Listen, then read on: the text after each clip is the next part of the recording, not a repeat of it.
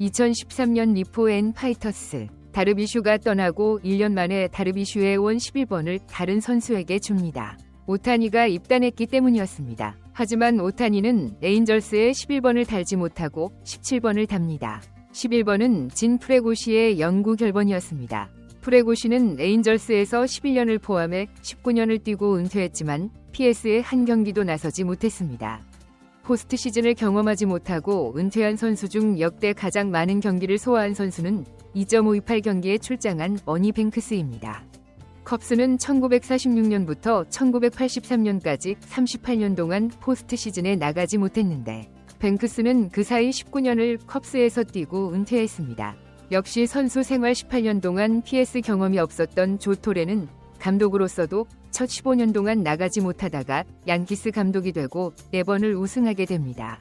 1994년부터 PST 티켓이 크게 늘어난 이후 15년 이상을 뛰었는데 가을 야구를 해보지 못하고 은퇴하는 경우는 거의 사라지게 됩니다. 하지만 애덤 던과 버논 웰스는 각각 2.001경기와 1.731경기를 뛰고도 PS에 출전하지 못합니다. 웰스는 마지막 시즌을 양키스에서 보냈지만 그의 양키스는 가을 야구를 하지 못했습니다. 더는 마지막 시즌인 2014년에 화이트삭스에서 오클랜드로 트레이드됐고 오클랜드는 PS에 진출하지만 캔자스시티에게 패한 단판 승부에 나서지 못했습니다. 에인절스에서 뛴 6년간 가을 야구의 근처에도 가보지 못한 오타니는 메이저리그 진출 후 처음으로 가을 야구를 경험합니다. 정규 시즌 860경기 출장은 PS 출장이 없는 현역 선수 중 최다 경기에 해당됩니다. 오타니는 일본에서 가을 야구 경험이 있습니다. 에라 1.86, OPS 1.4를 기록하고 퍼시픽 리그 MVP가 된 2016년이었습니다. 이해 CS 파이널 1차전에서 7이닝 1피안타 무실점 승리를 따냈고 5차전에서는 지명타자로 시작했다가 마무리로 올라와 세이브를 따내는 WBC 결승전을 미리 보여줍니다. 그 경기에서 오타니는 165km를 찍어 일본 야구 신기록을 작성합니다. 대망의 일본 시리즈는 히로시마와의 대결이었습니다. 히로시마에는 스즈키 세이야와 함께 미국에서 돌아온 구로다가 있었습니다. 오타니는 1차전에서 6이닝 3실점 패전을 당하지만 3차전에서 구로다를 상대로 두 타석 모두 2루타를 때려냈고 시리즈의 분수령이 된 끝내기 안타를 10회 말에 때려냅니다. 오타니 대 구로다의 선발 대결이라는 최고의 7차전이 준비되고 있었지만 히로시마는 6차전에서 대패를 당합니다. 오타니의 지금까지 유일했던 PS 임팩트가 적지 않았습니다. 그렇다면 미국에서는 어떨까요? 만장일치 아니냐는 말이 남아있을 뿐 리그 MVP가 확정적인 오타니는 월드시리즈 MVP까지 차지할 수 있을까요? 같은 해 리그 MVP와 월드시리즈 MVP를 모두 차지한 선수는 1963년 샌디 쿠펙스, 1966년 프랭크 로빈슨, 1973년 레지 잭슨, 1979년 윌리 스타젤, 1980년 마이크 슈미트가 있습니다. 특히 1980년 슈미트는 세계의 리그 MVP 중 첫 번째이자 필리스가 1883년에 창단한 이래 첫 월드시리즈 우승을 안긴 활약이었습니다. 뛰어난 가을 활약으로 팀의 우승을 안긴 마지막 사례는 2017년 알투베라고 할 수 있습니다. 하지만 잘 아시다시피 2017년 휴스턴은 사인 훔치기가 일어난 해입니다. 저지는 62홈런을 기록한 2022년 가을에 부진합니다. 특히 휴스턴과 대결한 ALCS에서 16타수 1안타 1볼 넷에 그칩니다. 저지는 정규 시즌 OPS 통산 1.010인 반면 PS는 0.772에 그치고 있습니다. 반면 요르단 알바레스는 정규 시즌이 0.973, PS 0.944로 차이가 크지 않고 팀이 우승을 차지한 2022년에는 DS 1차전에서 역전 끝내기 홈런 포함 5타점, 2차전에서 역전 결승 2점 홈런, 월드시리즈 6차전에서 역전 결승 3점 홈런으로 엄청난 임팩트를 남겼습니다. 2021년 ALCS는 보스턴에게 4홈런 6타점으로 악몽을 안긴 적도 있습니다. 하퍼는 특이한 경우입니다. 하퍼는 워싱턴 시절에는 임팩트가 크지 않았지만 필리스로 건너오고 나서는 엄청난 활약을 하고 있습니다. 특히 2022년 NLCS 5차전에서 로버트 수아레스를 상대로 날린 빗속을 뚫고 날아간 8회 말 역전 투런은 그 경기를 중계했던 저를 가장 소름 끼치게 만든 홈런이었습니다. 과연 오타니는 첫 번째 가을에서 어떤 모습을 보여주게 될까요? 2015년 PS 첫 4경기에서 OPS 1.46을 기록하며 커쇼, 그레인키, 레스터, 아리에타, 핸드릭스를 상대로 홈런을 때려낸 다니엘 머피가 된다면 오타니는 다저스의 역사를 잡고 월드 시리즈까지 끌어올릴 수도 있습니다. 한편 오타니를 상대할 투수들은 오타니 대처법에 대해 최대한 다양한 공을 던져 오타니가 예측할 수 없도록 하고 변화구는 물론 패스트볼까지 철저히 낮게 던져야 한다는 데 입을 모았습니다. 오타니는 포심, 슬라이더, 싱커, 체인지업, 커브, 스플리터의 런밸류가 모두 플러스 7을 넘었는데 이는 약한 구종이 없다는 뜻입니다. 올해 이 기준을 통과한 타자는 4명뿐입니다.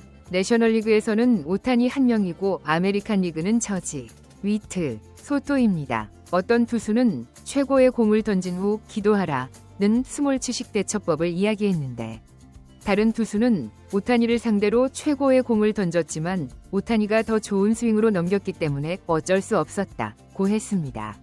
한 가지 분명한 건 배츠와 프리먼이 뒤를 받쳐도 상대는 오타니를 최대한 경계할 것이며 어떤 식으로든 오타니 상대법을 만들어 올 거라는 겁니다. 특히 오타니를 상대로 PS 0.9를 기록하는 선전을 한 샌디에이고가 무언가 해법을 준비했을 가능성이 높습니다. 디애슬레틱 필지는 이 시리즈를 다저스 20, 샌디에이고 80으로 예측해 샌디에이고가 절대적인 지지를 받았습니다. 머스그로브는 최악의 상황이 확인됐습니다. 토미 존 수술을 받게 돼 이번 포스트 시즌은 물론이고 내년까지 완전히 거르게 됐습니다.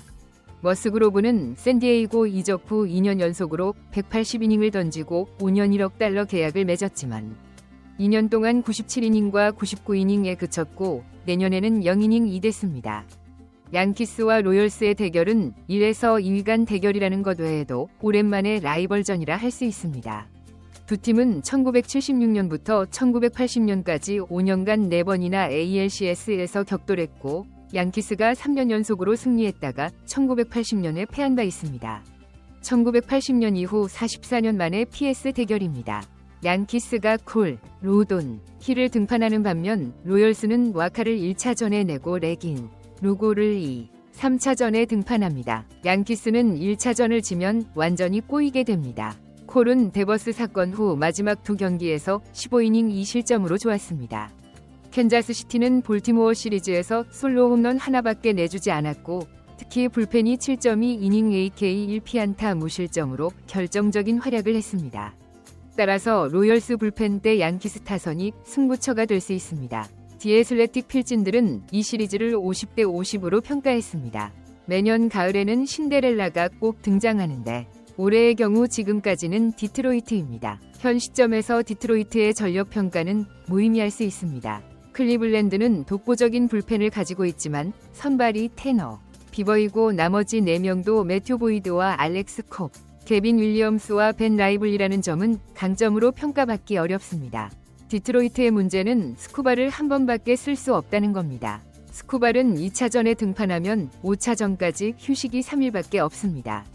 디트로이트의 불펜 대구는 긴 시리즈일수록 문제가 생길 가능성이 높아집니다.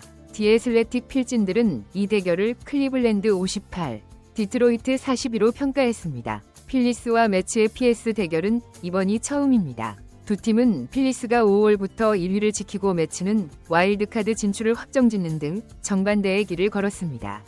모든 면에서 필리스의 전력이 앞서 있지만 분위기가 불타오르는 쪽은 매치입니다. 매치는 최종전을 그냥 이긴 게 아니라 8회까지 점수를 내지 못하다가 최강 마무리 데빈 윌리엄스를 상대로 9회 초에 넉 점을 뽑고 승리했습니다. 승자 독식 경기에서 뒤지고 있는 9회에 역전 홈런을 친 선수는 알론소가 포스트 시즌 최초입니다. 매치는 선발진이 예상보다 더 탄탄하며 생가가 돌아와 1차전에 등판합니다. 필리스는 앞선 2년 모두 디비전 시리즈에서 애틀랜타를 꺾었고 때문에 같은 동부팀이라면 심리적으로 더 편할 수 있습니다. 흥미로운 점은 필리스의 원투펀치가 지난 3년 동안 매치를 상대로 놀라는 4.25, 휠러는 4.79에 그쳤고 필리스는 이들을 낸 경기에서 3승 12패를 했다는 겁니다. 매치는 휠러, 놀라를 공략하는 요령을 알고 있는 걸까요?